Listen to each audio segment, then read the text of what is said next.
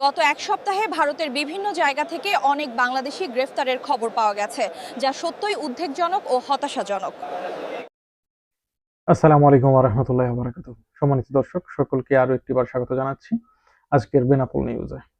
তো বন্ধুরা, আজকে যে বিষয়টা নিয়ে আলোচনা করব সেটা হচ্ছে যে এই লাস্ট এক সপ্তাহ ধরে বেনাপোলে কি পরিমাণে মানুষ গেল, এলো এবং কি পরিমাণে রিফিউজড হচ্ছে, কি পরিমাণে রিফিউজড এন্ট্রি এবং কি পরিমাণে এক কথায় ব্লক সিল খাচ্ছে বা অ্যাপ্লাইড সিল খাচ্ছে, এই সমস্ত বিষয়গুলো নিয়ে আলোচনা করব।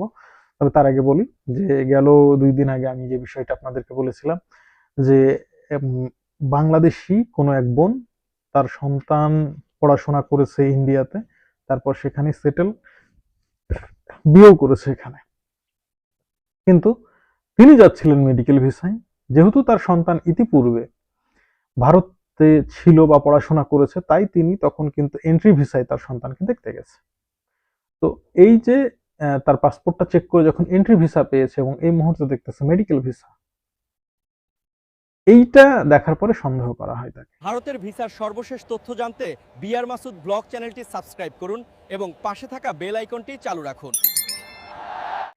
এবং তাকে এন্ট্রি মানে করায়নি, বরং তার পাসপোর্টে লিখে দেয় যে ভিসা তিনি নিয়েছেন রং ইনফরমেশন দিয়ে। তো একটা ব্যাপার চিন্তা করুন যে এই মুহূর্তে এই ধরনের তাড়াহুড়া করাটা মোটেও উচিত না। যখন দেখবেন আপনি রাস্তা পারাপার হচ্ছেন কিন্তু গাড়ি আপনার খুব সন্নিকটে, তখন আপনাকে ধৈর্য ধরে একটু দাঁড়াতে হবে, দাঁড়িয়ে দেখতে হবে যে রাস্তাটা এখন ক্লিয়ার, তারপর আপনি যান। এই ভুলটা আপনি আমি সবাই করছি। আপনার তাড়া আছে, আপনি ইন্ডিয়া যাবেন, ভালো কথা, কিন্তু একটু ধৈর্য ধরুন। একটু ধৈর্য না ধরলে আপনার জন্য বিপদ, আমার জন্য বিপদ, সবার জন্য বিপদ। বিশেষ করে এই যে আপনি যখন একটা রিফিউজড সিল নিয়ে আসছেন, সেই বোনটার বিষয়ে আসলে কি বলবো, ইন ফিউচারে সে যখন আবার ভারতের ভিসা আবেদন করতে যাবে, ভিসা তাকে ঠিক মতো দিবে কিনা সেটাও একটা সন্দেহ। তবে তার কপালটা ভালো যে তাকে অ্যাপ্লাইড সিল মারেনি। যদি অ্যাপ্লাইড সিল মারা হতো তাহলে ধরে নেওয়া যায় যে ইন ফিউচারে তাকে আর ভিসা দিবে না। তবে যেহেতু অ্যাপ্লাইড সিল মারেনি, ভিসার মেয়াদ শেষ হয়ে যাওয়ার পরে পরিস্থিতি যদি স্বাভাবিক হয় সেক্ষেত্রে তিনি আবেদন করতে পারবে। তবে এগেন যদি আবার মেডিকেল ভিসার আবেদন করে, হয়তোবা শুরুতেই সে বাদ হয়ে যাবে। তো তা এরকম ঘটনার শিকার কিন্তু মানুষ অহরহ হচ্ছে। মানে বেনাপোল নিয়ে নিউজগুলো যখনই একটু মানে কি বলবো, নাড়াঘাটা করতে যায়, প্রতিদিনই মানে এইরকম কিছু খবর আসছেই। আর বিশেষ করে আমি আপনাদেরকে বলি, আমার দর্শকরা সাধারণত তারাই আমাকে তাদের ডাটাগুলো দেয় এবং আমার যে সমস্ত সংবাদ মাধ্যম কর্মীগুলো আছে পরিচিত, আমি তাদের কাছ থেকে ডাটা নেই। তো প্রতিদিনই কিন্তু মানে রিফিউজড হচ্ছে। তবে এই মুহূর্তে মানে লাস্ট এক সপ্তাহে রিফিউজডের পরিমাণ তুলনামূলক কম। এবং সবচেয়ে বড় ও মানে ভালো খবর, মানে সামান্য একটু ভালো খবর হচ্ছে এটাই যে এই এক সপ্তাহে নাকি কড়াকড়িটা অনেক কম হয়েছে। অনেক ক্ষেত্রে বলতে গেলে তেমন কিছু জিজ্ঞেস না করে নাকি ছেড়ে দিচ্ছে, এমন কিছু কথাও শোনা যাচ্ছে। মানে মানুষের মনের মধ্যে একটা স্বস্তি বিরাজ করতেছে।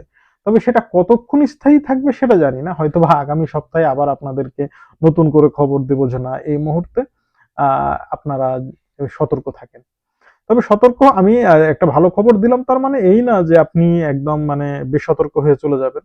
কারণ একটা বিষয় মনে রাখবেন, সন্দেহ আপনাকে যে কোনো সময় করতে পারে, বিশেষ করে তারা যেহেতু চাচ্ছে না যে তাদের দেশে আমরা থাকি।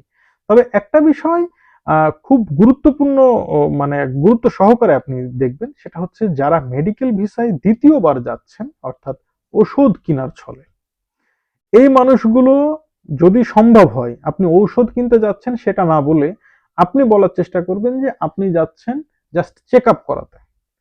এই যারা বলতেছে যে আমি ঔষধ কেনার জন্য যাচ্ছি, তাদেরকে কিন্তু সময় বেঁধে দেওয়া হচ্ছে। ইভেন পাসপোর্টেও তারা কিন্তু উল্লেখ করে দিচ্ছে, ওখানে লিখে দিচ্ছে যে আপনাকে 24 আওয়ার্স এর মধ্যে রিটার্ন হতে হবে। এটা কিন্তু সত্যি অনেক বড় ঝুঁকিপূর্ণ। হতেই পারে আপনি যে কোনো কারণে একটা দিন লেট হয়ে গেল, আপনি বলবেন যে আপনি জাস্ট চেক আপ করানোর জন্য যাচ্ছেন। কিন্তু যত বেশি কথা বলতে যাবেন, যত বেশি বলতে যাবেন তত বেশি বিপদ হবে। ইমিগ্রেশনে অনেকে না বুঝে বেশি কথা বলে। তো এই বেশি কথা বলা মানুষগুলো বরাবরই ঠকে, বরাবরই বিপদে পড়ে। তা আপনি যত বেশি কথা বলবেন তত বেশি বিপদ হবে। আর মানি এক্সচেঞ্জিং এর বিষয়টা বলবো যে মানি এক্সচেঞ্জিং নানা রকম প্রতারণার ঘটনা ঘটতেছে। আগে তো ভারতের সাইডে তেমন একটা প্রতারণা হতো না, কিন্তু ইদানিং খুব বেশি হচ্ছে। যারা বাস যাত্রী আছেন তাদেরকে বলবো যে যদি এমন হয় যে বাসের কোনো হেল্পার, মানে আপনার বাসের হেল্পার বলতেছে আপনাকে যে দেন টাকা দেন আমি বাট্টা করে আনছি, বা এই কাজটাও করতে যাবেন না। শ্যামলী বাসে এরকম ঘটনা কিন্তু ঘটতেছে। কিছুদিন আগে এক দর্শকও কিন্তু আমাকে কমেন্টস করে বলেছিল যে শ্যামলী বাসের হেল্পার আমার কাছ থেকে টাকা নিয়ে গিয়ে তারপর হারিয়েই গেছে। তো বিষয় হচ্ছে যে আপনি নিজে থেকে যখন বাট্টা করবেন, আপনি ইমিগ্রেশনের পরে রাস্তার দুপাশেই দেখবেন যে প্রচুর মানে মানি এক্সচেঞ্জ আছে, সেখান থেকে এক্সচেঞ্জ করলে একটু ভালো রেট পাবেন। আর যদি মনে করেন যে একদম কলকাতাতে নিউ মার্কেটে গিয়ে করবেন বা মার্কুইজ স্ট্রিটে করবেন, রেট কিন্তু কিছুটা কম পাবেন। এটাই হচ্ছে মূল বিষয়। আর চেষ্টা করবেন সাথে ডলার নেওয়ার, কারণ বাংলাদেশি টাকা বা ভারতীয় রুপি দুটোই ঝুঁকিপূর্ণ।